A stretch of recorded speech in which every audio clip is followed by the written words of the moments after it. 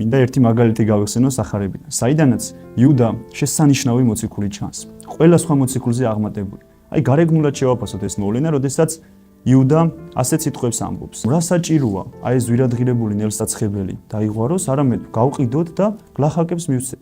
აი გარეგნული ფორმით რო შევაფასოთ, იუდა აბსოლუტურად მართალ სიტყვებს ამბობს. ანუ იუდა გარეგნულად არის შესანიშნავი ქრისტიანი აი ამ სიტყვებიდან გამომდინარე. მაგრამ იქვე სახარება მის შინაგან გულის თქმას გვიყვება და მის შინაგან გულის თქმაზე გვესაუბრება, რომ იუდას არა გლახაკები ენაღლებოდა, არა გლახაკების დარდი ჰქონდა, არამედ იუდას გულში ედო ვერცხლის მოყვარეობა. და ამ გულში ჩადებული ვერცხლის მოყვარეობის ცოდვითა და სცენით ამბობდა ამ სიტყვებს. ამიტომაც არის რომ ხშირად შეიძლება გარეგნულად ადამიანი ძალიან კარგი ქრისტიანი ჩანდეს, გარეგნულად შეიძლება ძალიან მაღალ საღვთისმეტყველო თემებზე საუბრობდეს, მაგრამ მისი ეს საუბარი შინაგანი გულის ცემიდან საერთოდ სხვა მიმართულებას ისახავდეს, სხვა мотивация კონდეს მის ამ საუბარს.